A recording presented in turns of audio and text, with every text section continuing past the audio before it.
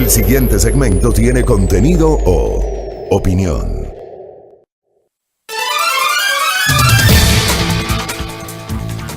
Seis de la mañana con 21 minutos y en este momento saludamos ya a nuestro compañero Fabricio Vela, que se encuentra conectado vía telemática. ¿Qué tal? Muy buenos días. Excelente viernes, Fabricio. ¿Cómo estás? Excelente viernes para ti, excelente viernes para todos. Qué gusto que nos acompañen. Muy buenos días. Querida audiencia de Magistar Radio, ya estamos cerrando esta semana. Es viernes, ¿no? Es viernes y el cuerpo lo sabe.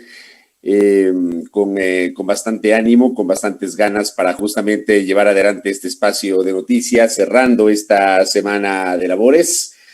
Viernes 26 de marzo es una fecha emblemática que ya la vamos a conversar y será materia justamente de nuestras dos primeras entrevistas, que será en formato panel. Vamos a recordar justamente qué fue lo que ocurrió hace 3 años con los colegas periodistas de Diario El Comercio. Así que termina siendo justamente una fecha emblemática, la del día de hoy. Saludo cordialmente, muy cordialmente, a la querida audiencia que se une a nuestra señal informativa, la señal de Magistar Radio en 89.7 FM estéreo en Pichincha, 88.5 en Manabí, 97.5 en Esmeraldas. A esta hora en Santo Domingo de los Táchiras nos pueden sintonizar por la señal del canal 3 para los suscriptores del sistema TVNet. Estamos también en la internet por www.radiomagistar.com. Estamos transmitiendo como cada mañana por el Facebook Live. Ya tenemos una muy interesante visualización. Más de 760 personas conectadas a esta hora. Pero sigan conectándose, por favor, que esos son los números que a nosotros nos alientan, nos llenan de mucho ánimo. La cantidad de personas que se conectan, cómo madrugan con nosotros, ¿ah? Por eso a esta hora nosotros lideramos los espacios de noticias en esta franja, justamente por esta enorme visualización y por la gran cantidad de personas que se conectan para justamente escuchar nuestras noticias y nuestros comentarios particularmente, ¿no? En la fanpage de Magistar Radio. Recordarles también que nuestra cuenta Twitter, donde publicamos todos los contenidos que generamos en la primera hora, se llama @primeraplanaEQ, así se llama nuestro portal. Nuestro portal se llama Primera Plana, del que forma parte a primera hora. Si se perdió una entrevista, si quiere volver a escuchar una entrevista, si quiere volver a escuchar el comentario, pues nada más usted no está tan lejos, no está... lo más lejos es un clic en nuestro canal de YouTube que se llama Primera Plana, donde va a encontrar el programa completo si quiere verlo o las entrevistas desmenuzadas e igualmente el comentario de quien les habla.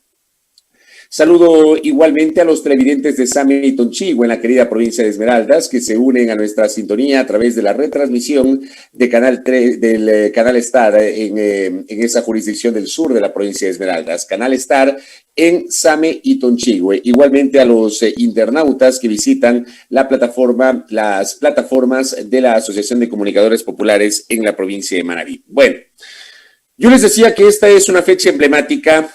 26 de marzo del 2021.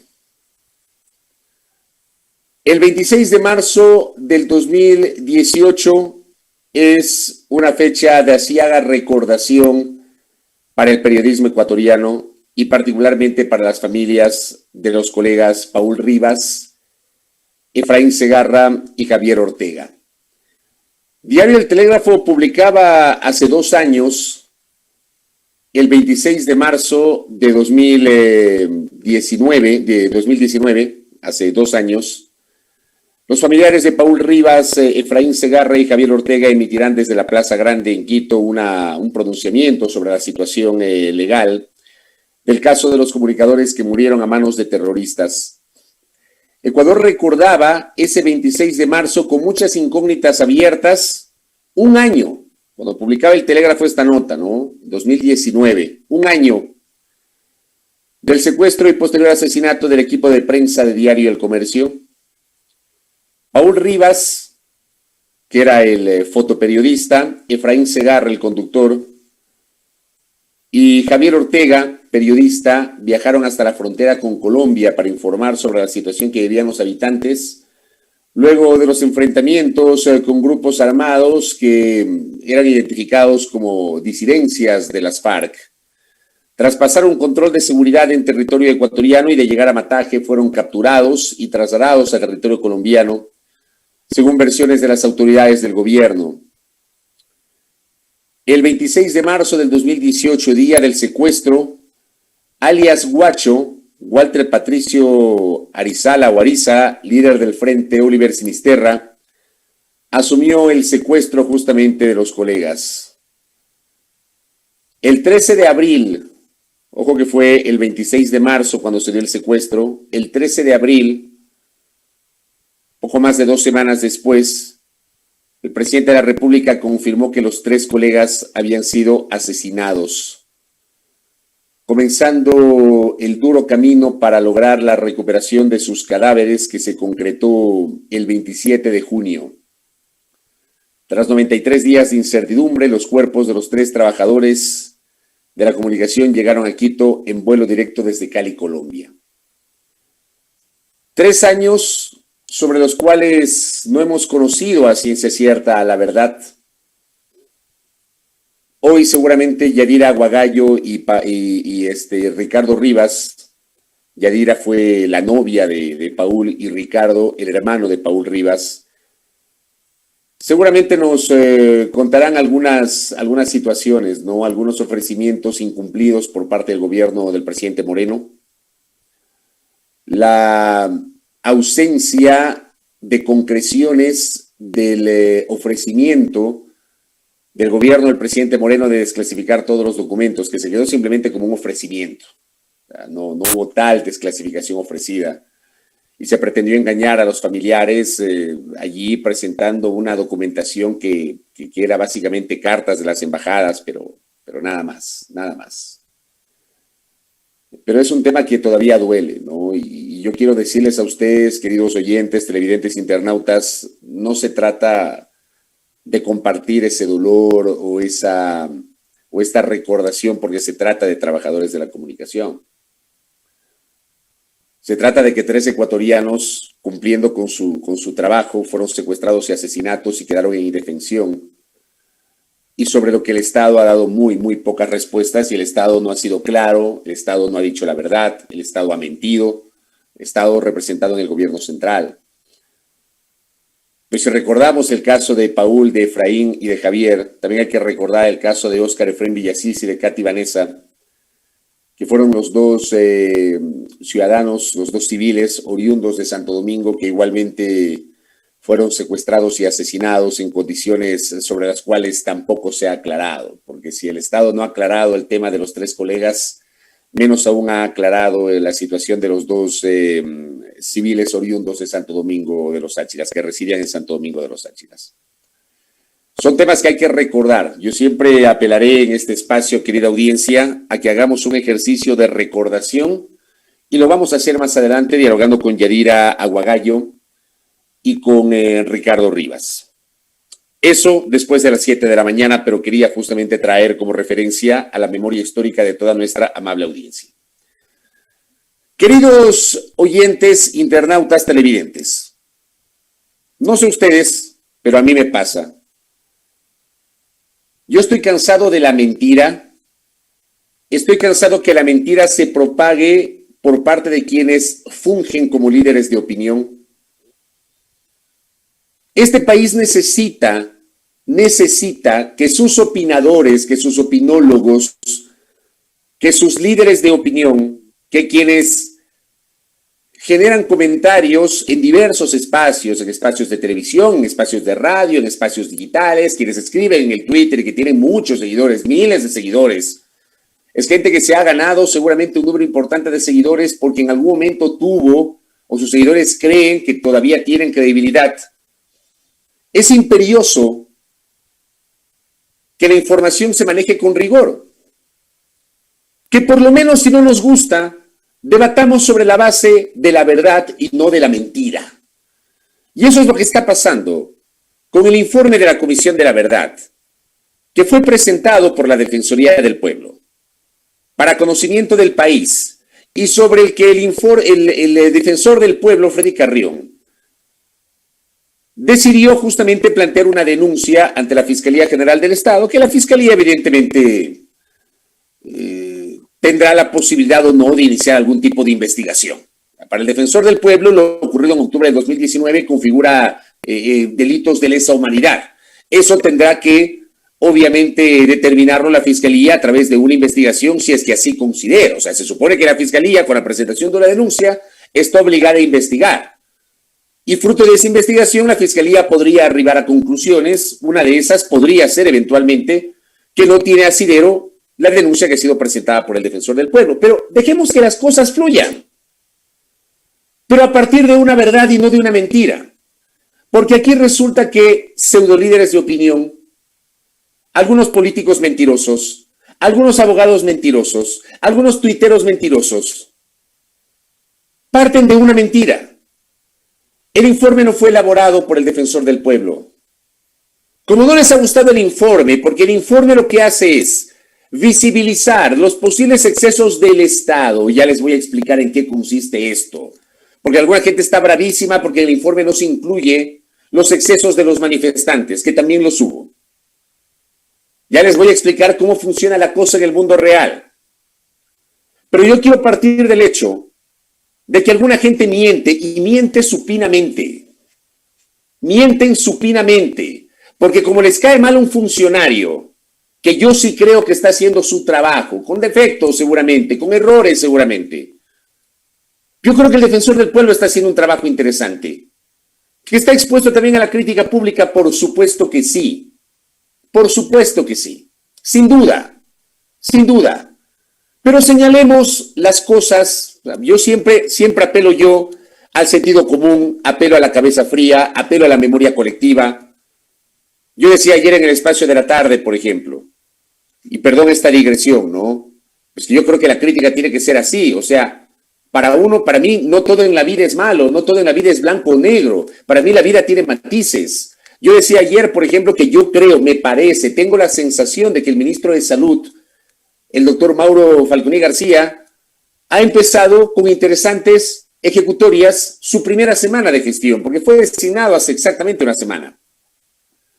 Eso no significa que evidentemente uno esté alabando al funcionario, uno está destacando lo que ha hecho a lo largo de esta primera semana de gestión. Y veamos qué hace en los 59 días que le queda al gobierno del presidente Moreno. Y si en el camino obviamente comete errores o omisiones, habrá obviamente que establecer la crítica que hacemos en este espacio, que es una crítica que procura ser sustentada, argumentada, rigurosa, seria y respetuosa con la autoridad, jamás irrespetando a la autoridad. Ustedes no me van a escuchar a mí jamás irrespetar a una autoridad. Pero sí establecer las críticas. Y cuando haya que felicitar o destacar la ejecutoria de una autoridad, ¿por qué no hay que hacerlo? Porque no todo es malo y no todo es bueno. Hay que hacerlo.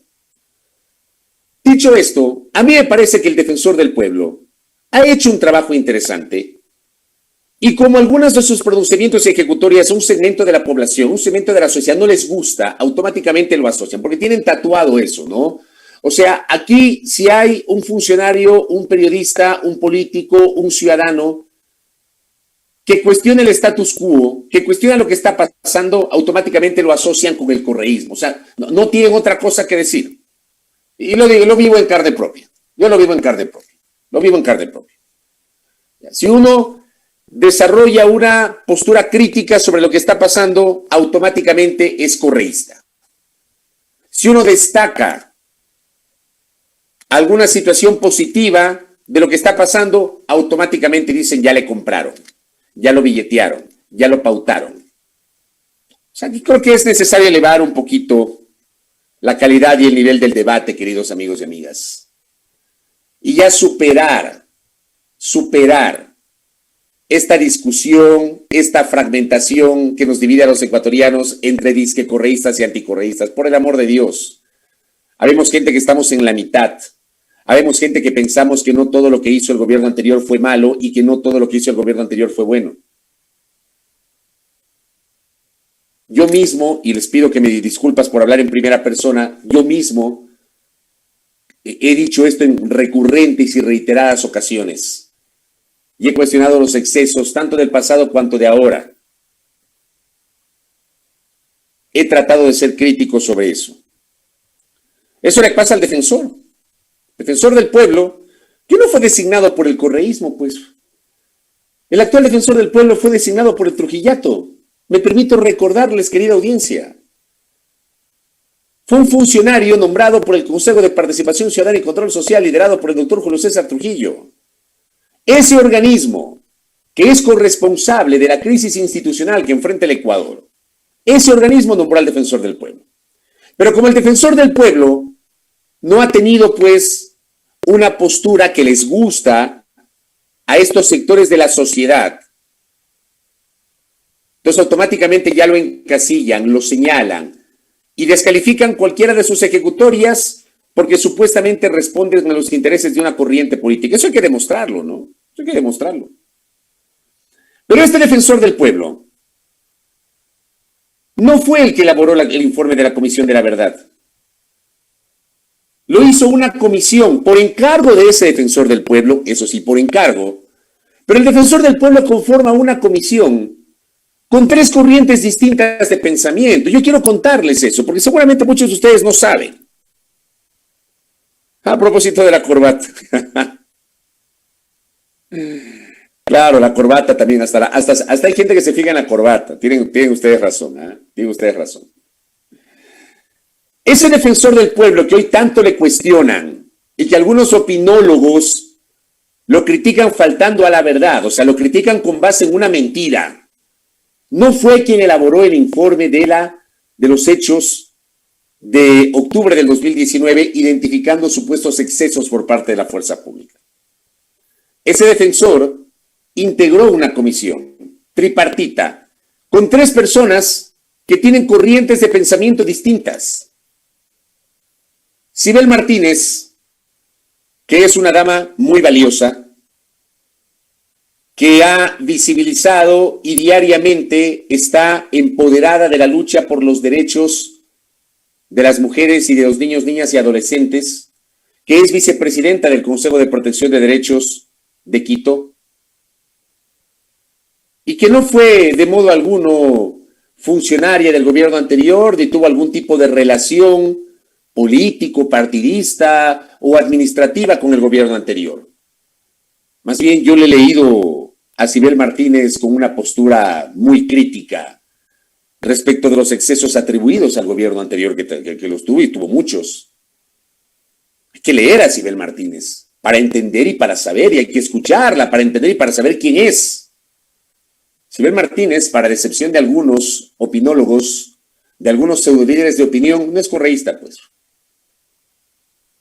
Sibel Martínez presidió la Comisión de la Verdad.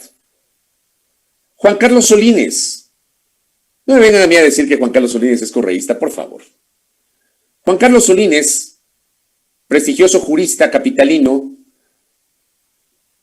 que fue candidato a la vicepresidencia de la República en binomio con Guillermo Lasso en su primera incursión presidencial en el año 2013. Juan Carlos Solínez, que ha sido públicamente crítico con el gobierno anterior. ¿Lo van a poner a Juan Carlos Solínez como correísta? Pregunto. Juan Carlos Solínez no es correísta. Y Javier Zavala Egas, yo quiero recordarles que si bien es cierto Javier Zavala Egas comulgaba y no fue funcionario del gobierno anterior, las cosas hay que decirlas y hay que llamarlas por su nombre. Javier Zavala Egas no fue funcionario del gobierno anterior, pero Javier Zavala Egas comulgaba con muchas de las tesis desde el punto de vista político-ideológico del gobierno anterior. Pero Javier Zavala Egas integró, pues, el Consejo de Participación Ciudadana y Control Social de Transición, corresponsable de la crisis institucional que enfrenta la República. Y Javier Zavala Egas ha sido públicamente cuestionado por el sector más duro del correísmo, encabezado por el propio expresidente Rafael Correa. Javier Zavala Egas no tiene nada que ver con el correísmo. Más allá de su corriente de pensamiento de centroizquierda, que además tiene una génesis, su padre, el doctor Jorge Zavala Vaquerizo, que fue militante de la socialdemocracia en su momento. Hay que investigar un poquito a la gente antes de criticarla, porque aquí en el Ecuador somos muy dados a descalificar desde nuestros sesgos, desde nuestras animadversiones. El tema es esta comisión con estos personajes que hace una investigación sobre los excesos atribuidos al Estado durante los hechos de octubre del 2019. Es una comisión que además, fruto de la pandemia, se tomó más tiempo del que debía, del que era su encargo, para presentar el informe al defensor del pueblo. Es esa comisión y no el defensor. Esa comisión es la que hace el informe, que corrobora, querida audiencia, corrobora documentos que en su momento ya fueron emitidos por la Organización de las Naciones Unidas y por la Organización de Estados Americanos. Y también otro tipo de informes, otro tipo de investigaciones que dan cuenta que el Estado tuvo excesos en el uso de la fuerza durante los hechos de octubre de 2019. No fue el defensor correísta, como dicen algunos. Y no estoy defendiendo al correísmo como seguramente alguien vaya a pensar. Estoy hablando desde la verdad. Yo parto desde la verdad. No estoy dando como verdad el informe de la comisión. Cada uno de ustedes tendrá el legítimo derecho de revisar el informe y de tener su propia visión. Yo no lo voy a decir. Yo tengo mi visión sobre los hechos de octubre y la he expresado yo desde octubre de 2019 mismo. Cuando este espacio de noticias tuvo 3 emisiones para informar en medio del silencio mediático de aquella época, hubimos medios que estuvimos al aire en la mañana, al mediodía y en la tarde, tarde-noche, reportando lo que estaba pasando en las calles de Quito. Mientras otros medios, los nacionales, se dedicaron a pasar cualquier cosa y no a evidenciar los excesos también de la fuerza pública, sino solamente los excesos de los manifestantes, que obviamente los hubo. Dicho esto, alguna gente está bravísima porque dicen, ¿cómo es posible que el informe, que ni siquiera lo han leído, no lo han leído? O sea, simplemente replican lo que por ahí han escuchado y ni siquiera se dedican a googlear para por lo menos entender cómo funciona la cosa, pues. Y yo les quiero contar cómo funciona la cosa cuando hay una manifestación, pues. Cuando hay una manifestación, usted tiene a los que se manifiestan, a los protestantes, a los manifestantes, y usted tiene a la fuerza pública. La fuerza pública, ¿a quién responde? Responde al Estado. ¿Quién tiene el monopolio de la fuerza? Lo tiene el Estado. ¿A través de quién? De la Policía Nacional y de las Fuerzas Armadas, complementariamente. Porque el monopolio de la seguridad interna del Ecuador lo tiene la Policía Nacional porque así lo manda la Constitución. Y las Fuerzas Armadas pueden apoyar ese control de la seguridad interna por pedido justamente de la función ejecutiva. Pero es la fuerza pública, Policía y Fuerzas Armadas, la que tiene el monopolio de la fuerza, versus los manifestantes. ¿Ya? ¿Qué pasa con los manifestantes? Cuando un manifestante comete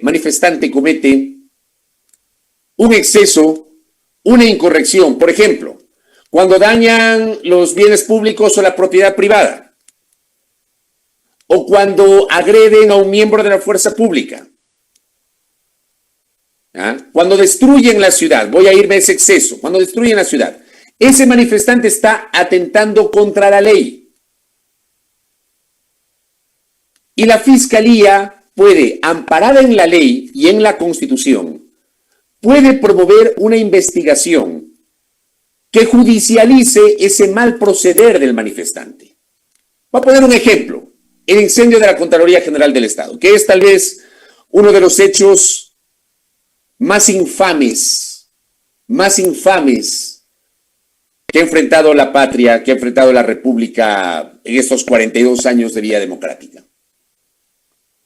Que es un hecho que no se ha aclarado, que es un hecho que partió de un lugar común, que es un hecho que provocó toda una serie de acusaciones y resulta que nunca se comprobaron esas acusaciones. Que es un hecho inexplicable como una primera noche hubo una agresión al edificio de la Contraloría y no se les ocurrió resguardar el edificio de la Contraloría. ¿Por qué será? Yo lo he comentado en varias ocasiones. Resguardaron el edificio de la Asamblea Nacional que está al frente del de la Contraloría, pero no el de la Contraloría. Y la Policía Nacional que estaba al frente en la Asamblea Nacional resguardando permitió que incendien el edificio de la Contraloría. Ese es uno de los hechos más infames. Y yo he calificado ese edificio que está allí en la calle 6 de diciembre, entre Juan Montalvo y Tarqui, en el centro norte de Quito, como el monumento a la infamia. Es el monumento a la infamia. Pero bueno, hubo un grupo de desadaptados, quién sabrá quién, por orden de quién, un grupo de desadaptados que ingresó al edificio de la Contraloría y que tuvo todo el tiempo del mundo para provocar un incendio en el edificio de la Contraloría. Provocaron un incendio y se quemó el edificio de la Contraloría. Sobre ese incendio hubo detenidos y hubo procesamientos judiciales sobre esos detenidos. Hubo procesamientos judiciales. Lo llevó adelante la Fiscalía. Y yo quiero contarles que en el curso de la investigación, en el avance de la investigación, no pudieron probar, pues, que las personas que fueron detenidas tuvieron algún tipo de relación directa o indirecta con el incendio de la Contraloría General del Estado. ¿Qué pasó con ese proceso? Pregunta pública. ¿Qué pasó con el proceso del incendio de la Contraloría? Porque hubo detenidos, pues. Hubo detenidos. La Fiscalía llevó adelante justamente una investigación sobre lo que pasó en la Contraloría General del Estado. Sobre las personas que supuestamente tuvieron relación con el incendio de la Contraloría. Ese es el papel que tiene el Estado cuando se trata, por ejemplo, de gente que comete excesos durante las manifestaciones. Lo dice la ley, lo ampara la Constitución. Pero en cambio, ¿qué pasa cuando el Estado, que tiene el monopolio de la fuerza, comete excesos en el control de las manifestaciones? No me digan a mí que no hubo excesos, pues, por parte de la Policía Nacional y de Fuerzas Armadas, querida audiencia. ¿Cuántas imágenes que vimos, por ejemplo, de motorizados de la policía pasándole por encima la moto a manifestantes? ¿Se acuerdan? ¿O eso no fue un exceso? O yo me acuerdo claramente una imagen en las inmediaciones de la Basílica del Voto Nacional en el centro de Quito, cuando un grupo como de 6 o 7 policías empezó a patear en el piso un manifestante que estaba totalmente neutralizado. Porque estaba neutralizado. Eso no es un exceso, pregunto yo. O por ejemplo, yo me acuerdo unas imágenes que fueron invisibilizadas en la mayor parte de medios de comunicación nacionales, cuando 2 fotoperiodistas, uno del Comercio y otro de la agencia de noticias API, 2 fotoperiodistas, estaban siendo agredidos por policías que estaban vestidos con estos trajes de Robocop en el centro histórico de la capital. Y pese a que los colegas estaban identificados con sus distintivos y sus credenciales, fueron agredidos por parte de los miembros de la Policía Nacional. ¿Eso no fue un exceso? Pregunto. Entonces, ¿qué se hace con estos excesos de la fuerza pública? Ojalá que se haya entendido que los excesos de los manifestantes, o sobre los excesos de los manifestantes, la Fiscalía tiene cómo proceder. Porque se pueden judicializar esos casos y se pueden dar paso a investigaciones. Y si en las investigaciones se comprueban las incorrecciones, sancionar con todo el rigor de la ley, con base en lo que dice el Código Orgánico Integral Penal. Pero ¿qué pasa por el otro lado? ¿Qué pasa cuando la Policía Nacional comete excesos? Entonces, para eso sirve este tipo de investigaciones. Por eso en el informe de la Comisión de la Verdad consta el papel del Estado y sus excesos, y no los excesos de los manifestantes, sobre los cuales, insisto, la Fiscalía tiene la sartén por el mango y puede hacerlo tranquilamente. De hecho, lo hizo. Porque hubo gente que fue enjuiciada. Hubo incluso funcionarios que fueron enjuiciados.